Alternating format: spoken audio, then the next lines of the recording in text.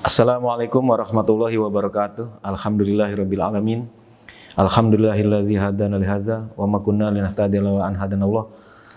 Laqad ja'at rusul rabbina bil haqqi wa andu antikumul jannati uristumuha bima kuntum ta'malun.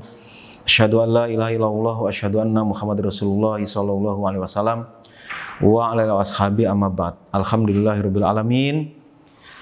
Di hari yang berbahagia ini kita berjumpa lagi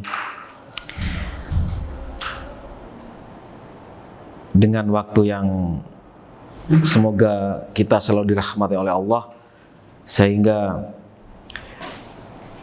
jiwa kita, pikiran kita, hati kita selalu di dalam niat karena Allah untuk selalu bisa berbuat baik, berbagi kebaikan dan mencari kebaikan. Alhamdulillahirabbil alamin. Puji dan syukur kepada Allah selalu harus kita panjatkan kepada Allah, juga kepada salawat dan salam kepada Rasulnya Nabi besar Muhammad sallallahu alaihi wasallam, karena sebab lantaran Allah menjadikan Muhammad sallallahu alaihi wasallam sebagai Rasul, terus kepada para sahabat, kepada para tabi'in, kepada para tabi'ahum, mereka semuanya itu adalah perantara agama, perantara hidayah kita. Semua itu kita juga syukuri, alhamdulillah, jazahumullahu khairan. Dan di sini saya juga bersyukur kepada Allah bahwasanya kita masih diberi tetap dalam hidayah, tetap di dalam hidayah Islam, dan itu patut kita syukuri, karena hidayah Islam itu di seluruh jagat ini tidak semuanya diberi hidayah Islam. Yang namanya hidayah Islam itu mahal harganya, sangat mahal, dan sangat sulit seseorang itu untuk mendapatkan hidayah Islam. Dari orang yang tidak tahu agama, itu untuk dia memahami suatu agama, itu juga akan sulit prosesnya. Misalnya kita ketemu sama orang yang memang betul-betul liar, dia tidak beragama, memang lahirnya di hutan, memang dia itu dari kecil tidak pernah mengenal namanya peribadatan, tapi dia manusia. Lalu kita ajak dia untuk mengenal agama. Oh, itu susah. Sehingga dia bisa mengerti tentang agama, itu susah. Nah, tapi lebih susah lagi orang yang sudah beragama, tapi bukan Islam, untuk diajak memeluk agama Islam. Ketemu sama orang Nasrani, ketemu sama orang Buddha, ketemu sama orang selain Islam, diajak, diamar ma'rufi, didakwahi untuk bisa menjadi mu'alaf sehingga bisa bersyahadat. Oh, itu susah juga, itu lebih susah dari yang tadi, tingkatannya lebih susah lagi.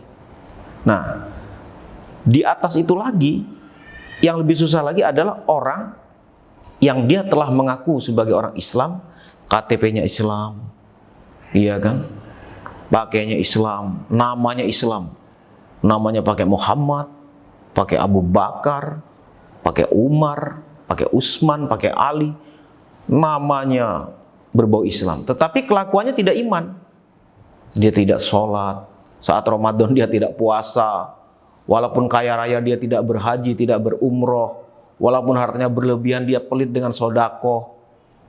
Islam KTP-nya, tapi sama sekali dia tidak mau sholat, tidak pernah buka Qur'annya, iya kan, boro-boro mau buka Qur'annya, suruh baca dia tidak mengerti, padahal usianya sudah tua. Sejak lahir dia Islam, sampai setengah bayi dia Islam, sampai mau mati dia Islam, tapi dia tidak pernah sholat. Ada, berarti dia tidak iman, karena orang yang tidak sholat itu adalah orang kufur. Allah memberi batasan di hadis qudsi itu, bedanya antara hambaku dengan orang kafir adalah yang tidak sholat. Kan gitu. Bainal abdi wa bainal kufri tarkus sholah. Bedanya antara hambaku, kata Allah, dengan orang kafir meninggalkan sholat. Jadi kalau misalnya KTP-nya Islam, tapi dia nggak pernah sholat, kewajiban sholat lima waktunya tidak pernah didirikan, ya kafir, kufur. Dia adalah orang yang menentang kepada hudud-hudud dan perintahnya Allah. Kufur.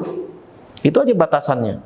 Walaupun KTP-nya Islam, walaupun isimnya Islam, walaupun surat nikahnya agamanya Islam, walaupun paspornya tertulis agamanya Islam. Walaupun kartu anggota kepegawaiannya tertulis agama Islam. Tetapi kalau dia tidak sholat, berarti dia orang bukan Islam. Di mata Allah, dia adalah kafir, tapi secara administrasi dia Islam.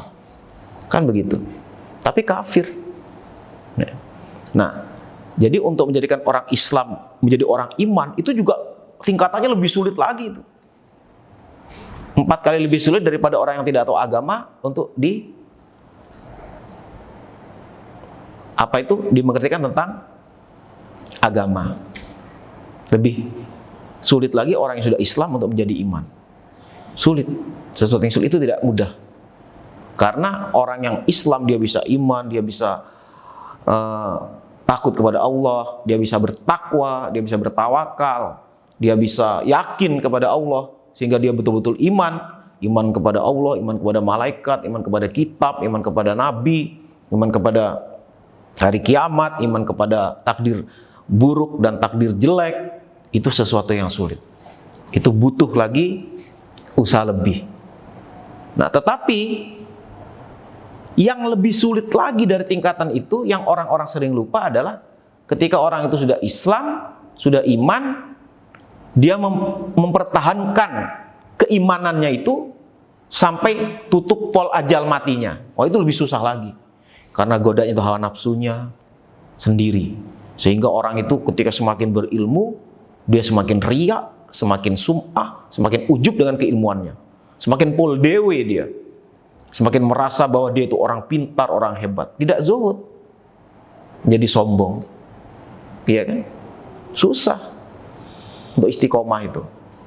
Untuk mempertahankan hidayahnya, keimanan, ketakwaan itu lebih sulit dari apapun. Karena iblisnya, setannya lebih pakar lagi untuk menggoda. Kalau orang yang nggak tahu agama, ceki reme itu, ya iblis nyuruh setan-setan yang pemula, yang kelas SD, SMP untuk menggoda. Tapi begitu dia menjadi orang iman yang zuhud ilmunya, fakih, Allah mencintai, malaikat mengelilingi, wah, iblis mengirimkan yang setan-setan pakar, profesor, doktor setan S3, S4, lulusan dari, ya kan, lembaga godaan iblis untuk menggoda hambanya Allah yang fakih alim itu tadi, untuk dijerumuskan.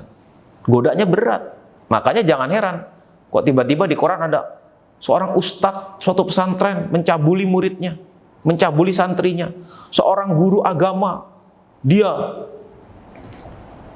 menganiaya tetangganya. Seorang menteri agama tertangkap tangan, OTT, korupsi.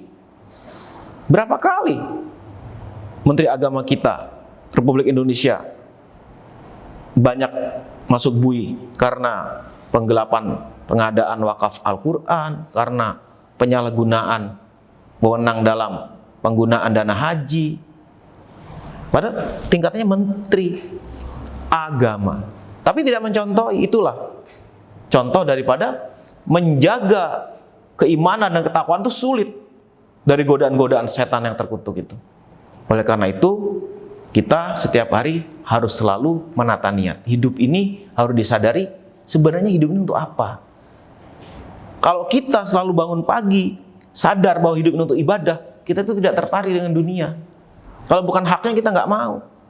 Kalau emang itu harta kita banyak, kita tidak merasa memiliki, karena itu adalah titipan.